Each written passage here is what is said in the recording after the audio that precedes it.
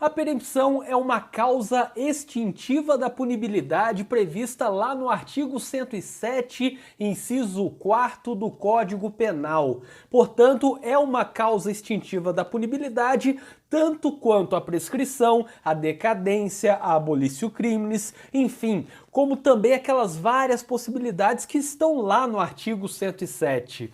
E normalmente se fala muito pouco da perempção. Ela não é tão frequente como a prescrição, não é tão frequente como a decadência, mas ela também pode acontecer com alguma frequência naquela espécie de ação penal em que ela é possível. Para isso precisamos ler o artigo 60 do Código de Processo Penal. O artigo 60 do Código de Processo Penal fala o seguinte: nos casos em que somente se procede mediante queixa, considerar-se-á perempta a ação penal, e aí ele continua em 4 incisos.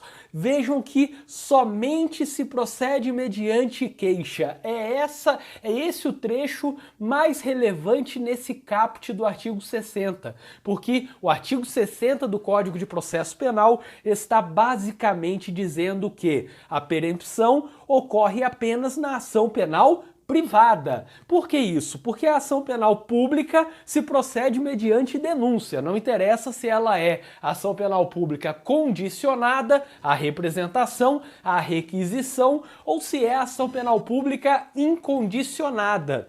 No caso da ação penal privada subsidiária da pública, a gente sabe que ela é feita mediante queixa no lugar de uma denúncia, mas temos uma observação relevante, porque no caso da ação penal privada subsidiária da pública, quando o Ministério Público fica inerte e o particular, a vítima, faz a queixa-crime, se ela é desidiosa, é possível que o Ministério Público ingresse na ação penal, volte a ser o titular da ação penal que ele perdeu momentaneamente pela sua inércia.